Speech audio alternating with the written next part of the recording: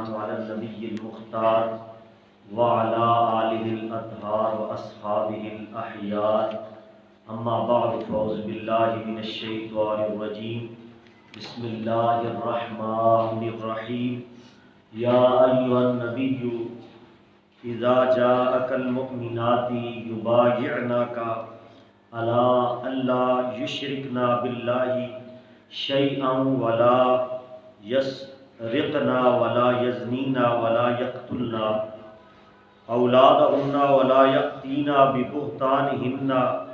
ببهتان يفترينه بين أيديهن وأرجلهن ولا يعصينك في معروف فبايعهن واستغفر لهن الله إن الله غفور رحيم إن الله وملائكته يصلون على النبي يا أيها الذين آمنوا صلوا عليه وسلموا تسليما اللهم صل على سيدنا وأصحاب سيدنا ومولانا محمد وبارك وسلم وصل عليه الصلاة والسلام عليك يا رسول الله وعلى آلك وأصحابك يا سيدي یا حبیب اللہ اللہ تبارک و تعالی جل جلالہ وعظم والہ وعظم شانہ واتم برہانہ کی حمد و ثنا اور حضور سرور کائنات جناب محمد رسول اللہ صلی اللہ علیہ وسلم کے دربار میں ہدیہ درود و سلام عرض کرنے کے بعد میرے نہایت ہی معزز سامعین و ناظرین، اللہ رب العزت کا لاکھ لاکھ شکر ہے کہ اللہ رب العزت نے جمعۃ المبارک کا مقدس دن عطا فرمایا، اور اس کا لاکھ لاکھ شکر کہ آج کے اس مقدس دن میں جمع ہو کر اللہ اس کے رسول کے فرامین کو سننے اور سنانے کی توفیق عطا فرمائی۔ میں دعا کرتا ہوں کہ اللہ رب العزت ہم سب کو حضور نبی کریم علیہ السلام کی سنت کے ساتھ پیار کرنے کی توفیق نصیب فرمائے۔ حضرات محترم، آج ہماری گفتگو کا موضوع اور عنوان یہ ہے کہ اسلام کی اپنی بیٹیوں سے گفتگو، اسلام کی اپنی بیٹیوں سے گفتگو کہ اسلام کی جو بیٹی ہے اس سے اللہ اور اس کے رسول کا تقاضا کیا ہے، اسلام کیا تقاضا کرتا ہے۔ تو اس حوالے سے میری دعا ہے کہ اللہ تبارک تعالیٰ میں قرآن و سنت کے فہم اور ابلاغ کو صحیح سمجھنے کی توفیق عطا فرمائے۔ حضرات محترم، میرے نبی علیہ السلام ہفتے میں ایک مرتبہ مردوں سے خطاب فرمایا کرتے تھے اور ہفتے میں 2 مرتبہ عورتوں سے خطاب فرمایا کرتے تھے۔ اس سے بھی یہ پتہ چلا کہ عورتوں کی تربیت کتنی ضروری ہے کہ جس تربیت کو میرے نبی نے اتنا ضروری سمجھا کہ مردوں کے لیے ایک دن تربیت کی جاتی تھی اور عورتوں کے لیے 2 دن میرے نبی نے مقرر فرمائے تھے۔ حضرات محترم، اسی حوالے سے حضرت ابو سعید خدری رضی اللہ تعالیٰ عنہ کی اس روایت کے بعد میں قرآن کی وہ آیت آپ احباب کے سامنے پڑھنے کی کوشش کروں گا۔ یہ بخاری شریف کے اندر حضرت ابو سعید خدری رضی اللہ تعالیٰ عنہ کا فرمان موجود ہے۔ حدیث کا نمبر ہے 6880۔ میرے نبی علیہ السلام کے پاس ایک عورت آئی، ایک صحابی آئی۔ لفظ حدیث کے اندر جاءت امراتن الی رسول اللہ صلی اللہ علیہ وسلم، کہ ایک صحابیہ نبی کریم علیہ السلام کے دربار میں آئی اور آ کر کہنے لگی، فقالت یا رسول اللہ صلی اللہ علیہ وسلم ذهب الرجال یحدثوک، یا رسول اللہ، انہوں نے آ کر وہ جو خواتین تھی وہ آ کر حضور کی بارگاہ میں عرض کرنے لگی کہ یا رسول اللہ، مرد حضرات آپ کے ہر بات اور قول اور فعل کو سنتے ہیں، آپ کی واضح نصیحت سنتے ہیں، آپ کا مددوہا کا جو چہرہ ہے اس کی زیارت بھی کرتے ہیں، آپ انہیں سمجھاتے ہیں۔ آپ سے میری اپیل یہ ہے کہ میں تمام عورتوں کی نمائندہ بن کر آپ کی خدمت میں حاضر ہوئی ہوں۔ میری ایک گزارش ہے۔ کیا گزارش ہے؟ میرا حق یہ ہے کہ اگر مردوں کے اتنے حق ہیں وہ آپ بیان کرتے ہیں تو ہمارا بھی دل کرتا ہے کہ آپ ہمارے بھی حقوق بیان کریں، ہمارے لیے بھی ایک دن مقرر کریں وعظ و نصیحت کے لیے۔ تو میرے نبی نے کی بارگاہ میں وہ عورت کہنے لگی کہ فجعل لنا من نفسک یوما، فجعلنا من نفسک یوما، کہ ہمیں بھی یا رسول اللہ ایک دن عنایت فرمائیے جس دن آپ ہمیں تبلیغ اور وعظ و نصیحت فرمائیں۔ حضرات محترم، تو وہ جو عورت تھی وہ جب نبی علیہ السلام کی بارگاہ میں عرض کرنے لگی تو ساتھ کہنے لگی نأتیک فیہ، کہ اس دن ہم بھی آپ کے پاس آپ کی بارگاہ میں حاضر ہوا کریں اور ہمیں آپ وعظ و نصیحت کیا کریں۔ تو آگے ساتھ یہ لفظ بولا۔ اب دیکھیں اس دور کی عورتوں کا دین کے ساتھ کتنا شغل تھا، کتنی دین کے ساتھ ان کی نسبت تھی۔ وہ عورت کہنے لگی جو صحابیہ تھی، کہنے لگی تعلمنا مما علمک اللہ، مما علمک اللہ، جو رب نے سکھایا ہے آپ اس میں سے ہمیں بھی کچھ عنایت فرمائے۔ جو رب نے آپ کو کچھ عطا فرمایا، علم و فراست کی چیز سے آپ کو علم و حکمت اللہ رب العزت نے جو عطا فرمایا اس کا تھوڑا سا حصہ ہمیں بھی آپ عطا فرمائیں۔ آج مغرب زدہ عورتیں، ان کے بارے میں خیال کیجئے کہ ان کا کتنا گھٹیا ذہن ہے، وہ اپنے دین کے بارے میں کتنا متنفر ہے۔ جو اسلام کی صورت میں انہیں دین ملا ہے وہ دین کے ساتھ کتنی بغاوت کرتی ہے اور کتنی دین کے لیے انسلٹ کا ذریعہ ہے۔ میں بتانا چاہتا ہوں وہ صحابیہ حضور کی بارگاہ میں جب آتی ہے تو میرے نبی علیہ السلام نے اس عورت سے کہا اجتمعنا فی یوم کذا و کذا فی مکان و کذا۔ میرے نبی نے فرمایا تم فلاں دن فلاں جگہ ساری عورتوں کو جمع کر دو اور جو علم اللہ نے مجھے عطا کیا وہ تمہارے سامنے میں بیان کروں گا، تمہاری اصلاح کروں گا، اس علم میں سے تمہیں کچھ حصہ عطا کروں گا۔ حضرات محترم، بتانا مقصود ہے کہ اس دور کی عورتیں دین کے ساتھ کتنا شغل رکھتی تھی، کتنی محبت رکھتی تھی کہ وہ حضور کی بارگاہ میں پوری عورتوں کی طرف سے مکے اور مدینے کی طرف سے نمائندہ بن کر حضور کے سامنے آ کر عرض کرتی ہے کہ ہمیں بھی کچھ آپ کا ٹائم چاہیے جو دین کے لیے ہو، جو صرف اللہ اور اس کے رسول کی رضا کے لیے بھی ہو۔ حضرات محترم، آئیے قرآن کی جو میں نے آیت پڑھی ہے اس کی طرف آپ کو لے کر چلتا ہوں۔ اللہ رب العزت قرآن مجید کے اندر سورہ ممتحنہ اس کی آیت نمبر 12 اس میں اللہ تبارک تعالیٰ خود اپنے نبی سے ارشاد فرماتا ہے یا ایھا النبیو، اے نبی، اے نبی، کیا لفظ ارشاد فرمایا؟ اے نبی، اذا جاءک المؤمنات، جب تمہارے پاس عورتیں حاضر ہوں۔ کون حاضر ہوں؟ عورتیں حاضر ہوں۔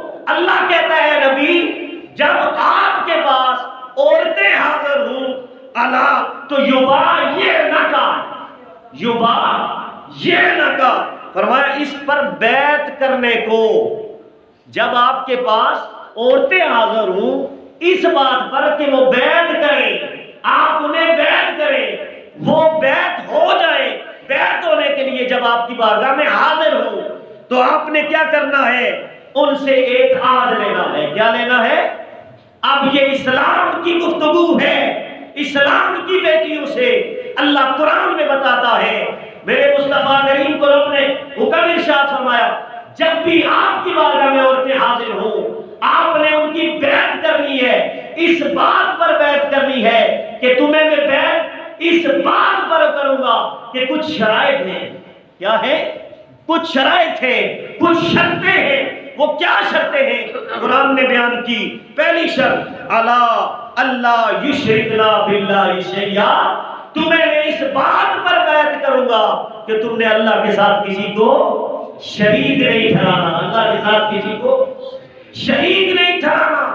پہلی یہ بات اور پہلی شرط قرآن نے بیان کی کہ نبی جب بھی تمہارے پاس عورتیں آئیں انہیں بیعت کرتے وقت ان سے عہد لو، جس طرح ایک پیر کہتا ہے کہ میں تمہیں بیعت اس بات پر کرتا ہوں کہ تم نے ساری زندگی گناہ نہیں کرنے اور تم نے یہ والے گناہ نہیں کرنے اور یہ وظائف ہے تمہارے لیے بالکل عین بعینی۔ میرے مصطفیٰ کریم کو رب نے حکم دیا اے نبی آپ کے پاس جب عورتیں حاضر ہوں تو آپ انہیں اس بات پر ان کی بیعت کریں کہ اللہ یشرکنا باللہ شیئا، کہ تم نے اللہ کے ساتھ کسی کو شریک نہیں ٹھہرانا۔ اور دوسری بات قرآن بیان کرتا ہے ولا یسرقنا، ولا یسرقنا، دوسری یہ بات کہ تم نے چوری نہیں کرنی۔ کیا نہیں کرنی؟ چوری نہیں کرنی۔ اور تیسری ولا یزنینا، اور نہ بدکاری کرنی ہے اور نہ ایسے کام کرنے ہیں جو بدکاری کی طرف متوجہ کر دے تمہیں، جو تمہیں زنا کی طرف متوجہ کر دے۔ اور چوتھی چیز ولا یقتلنا اولادہن، تیسری یہ بات کہ اپنی اولاد، چوتھی یہ بات کہ تم نے اپنی اولاد کو قتل نہیں کرنا۔ پہلی اللہ کے ساتھ کسی کو شریک نہ ٹھہرانا، دوسرا چوری نہ کرنا، تیسرا زنا اور بدکاری نہ کرنا، اور چوتھا اپنی اولاد کو قتل نہ کرنا۔ یہ اسلام کی بیٹیوں سے گفتگو قرآن براہ راست کر رہا ہے کہ اے نبی جب بھی تمہارے پاس کوئی عورتیں آئیں تو انہیں صحابی تب بنانا، انہیں صحابیہ اور انہیں کلمہ تب پڑھانا جب وہ یہ شرطیں مان لیں، یہ کام ان کاموں سے رک جائیں۔ ان میں سے پانچواں کام یہ کہ ولا یاتینا ببہتان یفترینہ، قرآن کہتا ہے اور نہ وہ بہتان لائیں گی جسے اپنے ہاتھوں اور پاؤں کے درمیان یعنی موضع ولادت میں اٹھائیں۔ موضع ولادت میں یعنی کہ عرب کے دور میں یہ ماحول تھا کہ جو عورت بانجھ ہوتی تھی، بانجھ جس کے بچے پیدا نہیں ہوتے تھے، تو وہ کیا کرتی تھی، کسی کا بچہ چوری کر کے یا کوئی عورت کسی کا بچہ اٹھا کر اس کے پاس رکھ دیتی تھی اور اس کے گھر والے کو پتہ ہی نہیں چلتا تھا، اور گھر والے کو وہ بتا دیتی تھی کہ یہ میرا بچہ ہے، حالانکہ اس کا بچہ نہیں ہوتا تھا۔ تو یہ چھٹی بات کا تقاضا اسلام کی بیٹی سے اسلام کا تقاضا کر رہا ہے۔ نبی چھٹی یہ بات ہوگی کہ یہ بہت بڑا بہتان ہوگا کہ اپنے ہی ہاتھوں سے اور پاؤں سے چل کر وہ کسی کا بیٹا اٹھا کر کسی کے پاس رکھ کر شو یہ کر دینا کہ یہ میرا حقیقی بیٹا ہے، حقیقی بیٹی ہے۔ یہ کام ان سے بھی باز رہنا۔ حضرات محترم، اس کا مطلب آپ سمجھ چکے کہ اس بہتان عظیم سے مراد یہ ہے کہ کسی کا بچہ اٹھا کر کسی کی گود میں رکھ دینا، یہ چھٹا اقرار تھا۔ یہ 6 شرائط قرآن نے بیان کی اور آگے جا کر 7ویں چیز بیان کی، فرمایا وَلَا يَعْصِينَكَ فِي مَعْرُوفٍ، اور کسی نیک بات میں تمہاری نافرمانی نہ کریں گی، نیک بات میں تمہاری نافرمانی نہ کریں گی۔ یہ 7ویں چیز کا تقاضا قرآن اسلام کی بیٹی سے کر رہا ہے کہ نبی تم نے 7ویں چیز انہیں یہ کہنی ہے کہ میں جس نیک چیز کا تمہیں حکم دوں گا اس میں تم نے نافرمانی نہیں کرنی، اس میں تم نے نافرمانی نہیں کرنی۔ حضرات محترم، اب یہاں پر یعنی کہ کسی معاملے میں میرے دین کی مخالفت نہیں کرنی۔ اب دیکھیں یہ کتنی بڑی مخالفت ہے جو عورت مارچ کے معاملے میں 8 اپریل کو ہوئی ہے پورے پاکستان میں۔ آپ نے دیکھا کہ عورتوں نے اپنے بے پردگی کی صورت میں، بے غیرتی کی صورت میں اپنے جسم ننگے کر کے پوری دنیا کے سامنے کہا میرا جسم میری مرضی۔ اب یہاں میرے نبی کا فرمان ہے تمہارے جسم پر تمہاری مرضی نہیں ہوگی، اللہ اور اس کے رسول کی مرضی ہوگی۔ کس کی مرضی چلے گی؟ اللہ اور اس کے رسول کی مرضی۔ قرآن کہتا ہے وَلَا يَعْصِينَكَ فِي مَعْرُوفٍ، کہ نیک کام میں تم نے رسول اللہ کے دین کی مخالفت نہیں کرنی، رسول اللہ کی بارگاہ میں اپنے سر کو خم کر دینا ہے اور غلامی کا پٹا گلے میں ڈال کر سر سے لے کر پاؤں تک اپنے وجود کو رسول اللہ اور اللہ کے دربار میں پیش کر دینا ہے۔ اگر تمہارے ہاتھ بھی کوئی کام کریں گے تو اللہ کے رسول کے خلاف بات نہیں کریں گے، تمہارے کان بھی اگر کوئی بات سنیں گے اللہ اور اس کے رسول کے خلاف کوئی بات نہیں سنیں گے، تمہاری آنکھیں جب دیکھیں گی تو بری نظر سے نہیں دیکھیں گی، اچھی نظر سے دیکھنا ہوگا، اور تمہارا دماغ جو ہے وہ بھی قرآن و سنت کے مطابق اس کا بھی افہام اور تفہیم کے ساتھ وہ قرآن و سنت کے مطابق ہونا چاہیے ہوگا. یہ نہیں کہ لبرلزم کی طرح تمہارا سیکولرزم کی طرح تمہارا ذہن ہو، بلکہ قرآن و سنت کے مطابق تم نے ذہن سے اور دماغ سے یہ فیصلہ کرنا ہے کہ ہمارے سر سے لے کر پاؤں تک سارا وجود اس پر مرضی اللہ اور اس کے رسول کی مرضی ہے. کس کی مرضی ہے؟ اللہ اور اس کے رسول کی مرضی ہے. اور آگے جا کر دیکھیے اس سلسلے میں محدثین کا قول معروف میں جو بیعت ہو رہی تھی، میرے نبی بیعت کر رہے تھے ان عورتوں کو، وہ یہ تھی. یاد رکھیے مفسرین نے لکھا تفسیر قرطبی کے اندر، امام قرطبی نے جلد 18 صفحہ نمبر 72 پر اس کی تفسیر لکھی.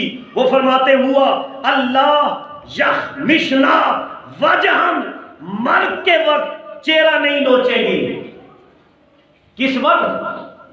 مرگ کے وقت چہرہ نہیں نوچیں گی اور ماتم نہیں کریں گی، بیل نہیں کریں گی، ہائے نہیں کریں گی. اس بات پر آگے مفسرین نے، یہ تو قرآن کے میرے 7 نکات بیان کیے، 7 شرطیں بیان کی. اب مفسرین نے اسی آیت کے تحت لکھا کہ اس میں سے 8ویں چیز یہ تھی جس پر میرے نبی بیعت فرما رہے تھے ان عورتوں کو، اور وہ بیعت ہو رہی تھی، وہ صحابیاں بن رہی تھی، اور اس میں دین کا تقاضا تھا، دین کی ڈیمانڈ تھی کہ تم نے اپنی مرضی نہیں کرنی، دین کی مرضی کرنی ہے. اپنی مرضی نہیں کرنی، دین کی مرضی کرنی ہے. اور اس میں پہلی چیز تم نے ماتم نہیں کرنا، تم نے نوحہ نہیں کرنا، تم نے صبر کا مظاہرہ کرنا ہے ہر پریشانی کے عالم میں. اور ساتھ ولا یسققنا، جیبا اور گریبان نہیں پھاڑنا. کیونکہ عرب میں یہ ماحول تھا، جب بھی عورتوں پر مصیبت آتی وہ اپنے گریبان کو چاک کرتی اور اس طرح سینے پر زور زور سے تھپڑ مارتی کہ میں مر گئی، مجھے مصیبت آ گئی، مجھ پر یہ آفت آ گئی. تو یہ تیسری یعنی کہ دوسری چیز محدثین نے لکھی، پہلی ماتم نہیں کریں گی اور دوسرا گریبان چاک نہیں کریں گی، گریبان پھاڑے گی نہیں. اور اس کے بعد 8ویں چیز ولا یدعونا ویلا، وہ بیل بھی نہیں کریں گی اور نہ چلائیں گی. مثلاً ایک تو ماتم ہوتا ہے ویسے، اور ایک ماتم اور بین ہوتا ہے رونے کی صورت میں، بین کی صورت میں ہائے میں مر گیا. تو اس طرح کی عورتوں کی عادت ہوتی ہے، آپ دیکھتے ہیں جب فوتگی ہوتی ہے، کوئی مر جاتا ہے تو وہ بین کر کے رو رہی ہوتی ہے. میرے نبی نے بیعت لی کہ تمہیں میں بیعت اس باتیں کروں گا کہ تم نے بین نہیں کرنا. کیا نہیں کرنا؟ بین نہیں کرنا. اور آگے کا لفظ سمجھیے، سنیے. آج کا یہ اس دور کے لیے میرے نبی کا 1400 سال پہلے والا جملہ میرے نبی کی نظر دیکھ رہی تھی. میرے نبی نے فرمایا ولا ینشرنا شعرا، ساری زندگی تم نے اپنے بالوں کو ننگا نہیں ہونے دینا، بالوں کو ننگا نہیں ہونے دینا. حضرات محترم، آج فاطمہ سلام اللہ علیہ ان کثیرہ کی اپنے آپ کو اسلام کی بیٹی کنیز بتانے والی، میں اس سے پوچھنا چاہتا ہوں، جو فاطمہ کی کنیز بننا چاہتی ہے، تو عائشہ صدیقہ ام المؤمنین کی کنیز بننا چاہتی ہے، اپنے آپ کو کہتی ہے کہ میں ان کی سیرت پر چلتی ہوں. ذرا دیکھ تو صحیح، شریعت کا تقاضا یہ ہے کہ تیرے سر کا بال ننگا نہ ہو. تو نے تو سر دوپٹے سے نکال دیا ہے اور دوپٹہ گلے میں ڈال دیا ہے، سارے بال. روایت کے اندر آتا ہے عورت کے ایک بال ننگا ہونے کی وجہ سے 100 فرشتے اس پر لعنت بھیجتے. کتنے فرشتے؟ 100 فرشتے. اور جس کے سارے ہی ننگے ہوں اس پر کتنی لعنتیں ہوں گی. حضرات محترم، یہ مفسرین نے بتایا کہ اس چیز پر بیعت لی گئی. میرے نبی نے فرمایا تم نے ساری زندگی اپنے بالوں کو ننگا نہیں کرنا، دوپٹے سے ڈھانپنا ہے. اور آگے ولا یحدثن الرجال الا ذا محرم، وہ ساری زندگی کسی غیر محرم سے گفتگو نہیں کریں گی، ساری زندگی کسی غیر محرم سے گفتگو نہیں کریں گی. حضرات محترم، یہ مفسرین اور قرآن کی اس آیت سے پتہ چلا کہ میرے نبی نے اس دور میں عورتوں سے بیعت کا جو تقاضا کیا تھا اور اسلام کی جو ڈیمانڈ تھی اور اسلام کی گفتگو اسلام کی بیٹی سے تھی وہ یہ تھی کہ انہوں نے ہر اس فعل سے بدکاری سے بچنا ہے اور چوری سے بچنا ہے، زنا سے بچنا ہے، بین نہیں کرنا، ماتم نہیں کرنا، گریبان کو پھاڑنا نہیں ہے اور غیر محرم کو تکنا نہیں ہے، بال کہ جسم سر کے بالوں کو ننگا نہیں کرنا۔ اس بات پر میرے نبی نے بیعت دی تھی۔ حضرات محترم بتانا چاہتا ہوں اس دور میں جب اس طرح کے سیکولرزم اور یورپ کی ذہن کے مطابق پاکستان کے اندر اس طرح کی عورتوں نے دین پر حملہ کیا اور یہ نعرہ جو لگایا کہ ہمارا جسم ہماری مرضی، یہ نعرہ اللہ اور اس کے رسول کے خلاف ایک جنگ ہے۔ کیا ہے؟ ایک جنگ کا نعرہ ہے۔ ارے میں بتانا چاہتا ہوں ہمارے جسم کے اندر اللہ رب العزت نے دل کو پیدا کیا۔ کس کو؟ دل کو۔ یہ دل 23,000 مرتبہ دھڑکتا ہے۔ کیا کرتا ہے؟ 23,000 مرتبہ ایک دن میں دھڑکتا ہے، اور اگر اس کی دھڑکن کم ہو جائے تو ہمارا اختیار ختم ہو جاتا ہے۔ اور اس کی دھڑکن چلانے والا کون ہے؟ میرا اللہ ہے۔ ہمارے جسم کے اندر جو کڈنی ہے، گردے، یہ ڈیلائسس دن میں 23 مرتبہ یہ ڈیلائسس ہوتے ہیں اللہ کی شان کے مطابق بغیر کسی پیسے کے۔ اور اگر آپ آج کسی ہاسپٹل میں جا کر اپنے گردے ڈیلائسس کروائیں تو کیا ہوگا؟ واش کروائیں، ایک مرتبہ ڈیلائسس کروانے پر آپ کا بل بنے گا 7,000 روپیہ۔ کتنا؟ 7,000 روپیہ۔ ہم کتنا شکر کریں اس رب العالمین کا۔ اور ہماری یہ جو آنکھیں ہیں یہ بھی اللہ کی قدرت کا شاہکار ہے۔ یہ آنکھیں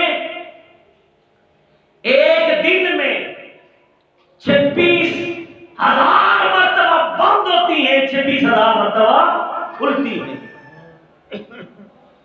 یہ اللہ تبارک تعالیٰ کا ایک نظام ہے، اور ذہن میں یہ بات رکھ لیجئے پوری کائنات میں قرآن کہتا ہے کہ ایک خشک پتا درخت سے نیچے نہیں گرتا اللہ کی مرضی کے بغیر۔ پوری کائنات میں خشک ایک پتا کسی درخت کے ساتھ لگا ہوا ہے، وہ بھی اپنی مرضی سے نہیں گرتا۔ جب اللہ کی مرضی ہوتی ہے جب اس درخت کی شاخ سے ٹوٹ کر زمین پر نیچے جا کے لگتا ہے۔ یار یہ باڈی، یہ جسم 6 فٹ کا جسم، یہ اللہ اور اس کے رسول کے لیے تھا۔ قرآن کے اندر سورہ احزاب کی آیت نمبر 6 میں قرآن کہتا ہے النبی اولا بالمؤمنین من انفسہم، اے نبی یہ جو جسم ہے، یہ جان ہے مومنوں کی، اس کا مالک ہم نے تجھے بنا دیا ہے۔ جب جسے مالک بنایا جائے وہ رسول اللہ کی ذات، اور رسول اللہ کی ذات اس جسم اور اس باڈی پر ان کا تسلط ہے، ان کا اختیار ہے۔ اذا قضى الله امرا ان يكون له الخيار، جب اللہ اور اس کے رسول کا اختیار آ جائے تو کسی مومن کا حق نہیں ہے کہ اس کے بعد وہ اپنے جسم پر اپنا اختیار استعمال کرے، بلکہ اس کا اختیار اگر اس نے یہ کیا تو فقد ضل ضلالا بعیدا۔ قرآن کہتا ہے وہ کھلی گمراہی پر ہے، اس جسم پر تمہارا اختیار نہیں ہے، بس اللہ اور اس کے رسول کا اختیار ہے۔ کس کا اختیار ہے؟ اللہ اور اس کے رسول کا اختیار ہے۔ حضرات محترم، میرے نبی کا یہ فرمان اگر آپ دیکھنا چاہیں تو اس طرح کی تفاسیر میں دیکھ سکتے ہیں، درجنوں تفاسیر کے اندر یہ بیعت کا معاملہ موجود ہے۔ آئیے، میرے نبی علیہ الصلوۃ والسلام نے فرمایا تھا کہ اگر یہ رونے کا جو معاملہ ہے اس پر روایت آپ کے سامنے بیان کر دیتا ہوں۔ مثال کے طور پر میرے نبی نے فرمایا کہ تم نے بین نہیں کرنا، ماتم نہیں کرنا اور صبر کیا۔ اگر تم نے اس بات پر صبر کیا تو تمہیں کیا ملے گا؟ تو اس بارے میں بھی شعب الایمان کی حدیث نمبر 9700 9700 حدیث کا نمبر ہے، شعب الایمان کے اندر حدیث موجود ہے، اگر تم نے صبر کیا تو کیا ہوا؟ میرے نبی نے فرمایا ابنو لہو بیتن فی الجنت وسموہ بیت الحم، بیت الحم۔ جب تمہارا بیٹا یا بیٹی دنیا سے چلی جاتی ہے، تم نے اگر صبر کیا، ماتم نہ کیا، گریبان کو چاک نہ کیا اور اس بات پر اللہ کا شکر ادا کیا، مولا تیری ہی امانت تھی، تو نے لے لی، اس جسم پر تیری ہی مرضی تھی، تیرا ہی جسم تھا یہ بیٹا، تیرا ہی جسم تھا، تو نے ہی عطا کیا تھا بیٹا بھی اور بیٹی بھی، اب جب یہ دنیا سے چلی گئی ہے اس پر تیری مرضی، زندگی میں بھی تیری مرضی، مرنے کے بعد بھی تیرے حوالے۔ جب اس بات پر اس نے کہا الحمدللہ مولا تیرا شکر ہے، جب اس صبر کا مظاہرہ کیا تو میرے نبی نے فرمایا فرشتے جاؤ، جا کر جنت میں ایک محل اس کے لیے تیار کر دو اور اس محل کا نام یہ رکھو بیت الحمد۔ حمد کا معنی تعریف کرنے والا، اس نے اس مصیبت پر میری تعریف کی، الحمدو کہا، الحمدللہ کہا کہ اللہ تیرا شکر، ساری تعریفیں تیرے کے لیے، تو نے مجھے جو نعمت دے دی تھی وہ تو نے واپس لے لی ہے، اس پر تیرا اختیار چلتا ہے۔ رب نے کہا اس کے منہ سے الحمد نکلا، اب ہم اسے اسی طرح کا محل عطا کریں گے اور اس محل کا نام ہی بیت الحمد ہوگا، بیت الحمد ہوگا، کیونکہ مصیبت پر اس نے رب کی حمد بیان کی تھی۔ تو ہم نے اسے جو محل بھی عطا کیا، فرشتوں کو رب حکم دیتا ہے جاؤ جنت کے اندر اس بندے کے لیے، اس پر میں نے مصیبت نازل کی تھی، پریشانی نازل کی تھی، اور اس کا بیٹا میں نے لے لیا تھا، بیٹی لے لی تھی، فوت ہو جانے کی صورت میں جب اس نے صبر کیا اور صبر پر اس کے منہ سے یہ جملہ نکلا الحمدللہ مولا ساری تعریفیں تیرے لیے، تیرا شکر، تو جس حال میں راضی اس حال میں راضی۔ صبر کا معائنہ کرتے ہوئے اس کے منہ سے حمد کا لفظ نکلا۔ رب فرماتا ہے فرشتوں جا کر جنت میں بیت الحمد اس کے ایک محل کے سامنے کوٹھی کے اوپر لکھ دو، یہ اس بندے کا محل ہے جس کا بیٹا میں نے لیا تھا، بیٹی لی تھی، یہ اس بندے کا محل ہے، جاؤ اس کے نام اس کو الاٹ کر دو۔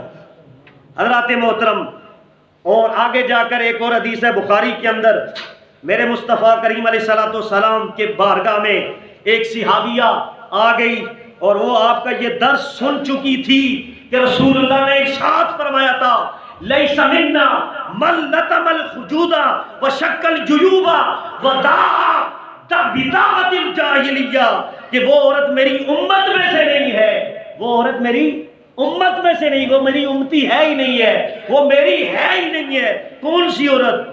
وہ ہم میں سے ہے ہی نہیں ہے اور ہمارے طریقے پر ہے ہی نہیں ہے۔ کون سی؟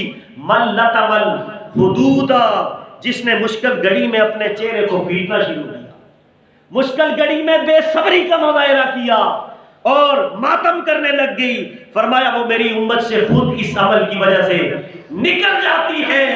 لیس منا، وہ ہم میں سے ہے ہی نہیں ہے۔ شکل یجوبا، جس نے گریبان کو پھاڑا، چاک کیا مصیبت کی وجہ سے، وانا آخذ بحجیزکم، میں نے تمہیں کمر سے پکڑ کیا اور تمہیں جہنم میں جانے نہیں دوں گا۔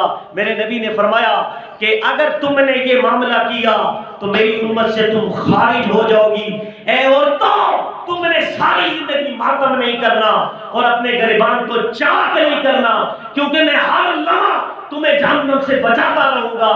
اور میرے نبی کی حدیث جو میں نے آخر میں پڑھی الفاظ، اس میں لفظ موجود ہے تم جہنم کے قریب جا پہنچتے ہو میں تمہیں پکڑ پکڑ کے جہنم سے نکالتا رہتا ہوں۔